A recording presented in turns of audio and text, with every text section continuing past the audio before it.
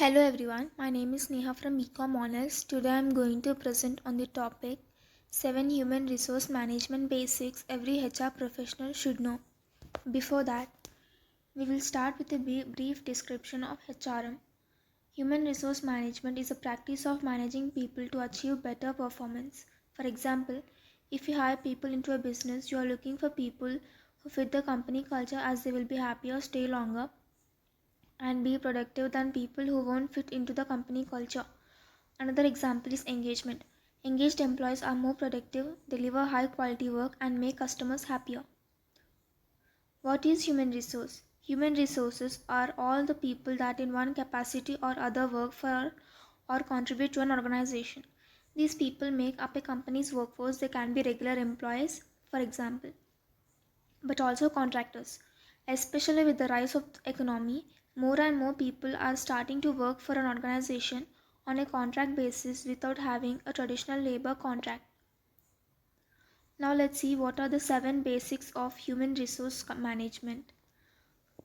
When we talk about human resource management, several elements are considered for effective HRM policies. They are: first one is recruitment and selection. Recruiting candidates and selecting the best ones to come and work for the company is a key HR responsibility. People are lifeblood of the organization, and finding the best fits is a key task. The request for new hires usually starts when a new job is created or an existing job opens up. The direct manager sends the job description to HR and HR starts recruiting candidates. In this process, HR can use different selection instruments to find the best person to do the work. These include interviews, different assessments, reference checks, and other recruitment methods. Sometimes, when there are a lot of candidates, HR may deploy pre-selection tools. Second one is performance management. Once employees are on board, performance management becomes important.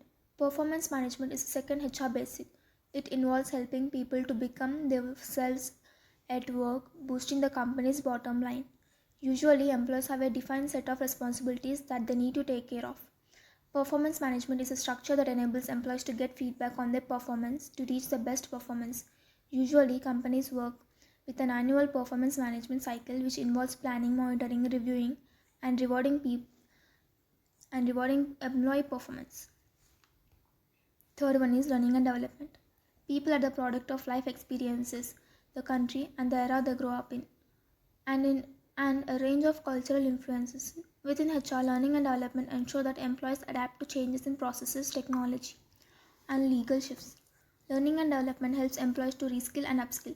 Learning and development is led by HR, and good policies can be very helpful in advancing the organization towards its long-term goals. Fourth one is succession planning.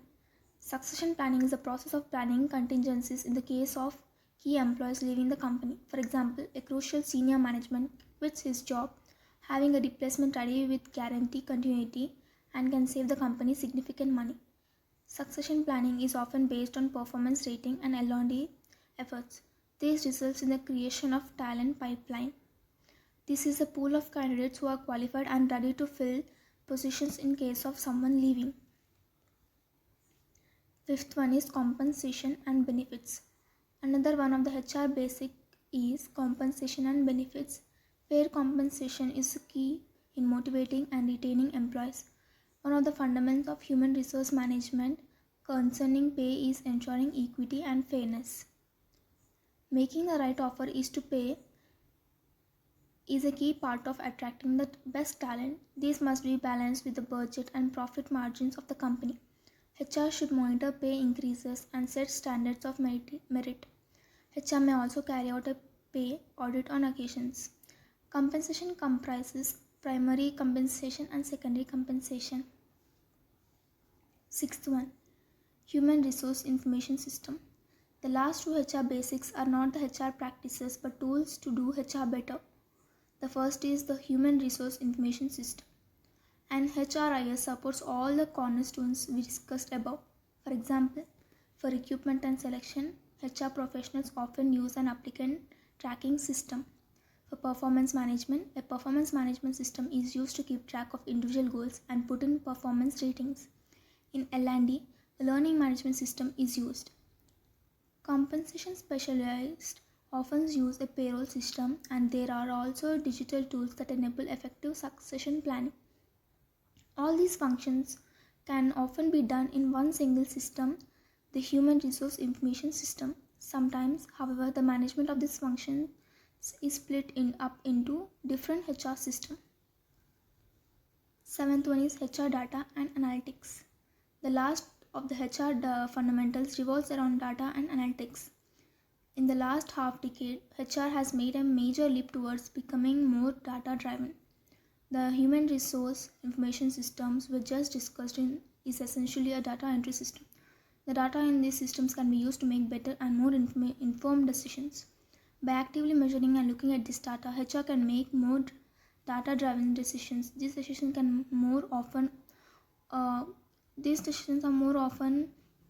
objective, which makes it easier to find management support for these decisions. Finally, I conclude that none of these HR fundamentals are isolated. They all interact and affect each other. Thank you.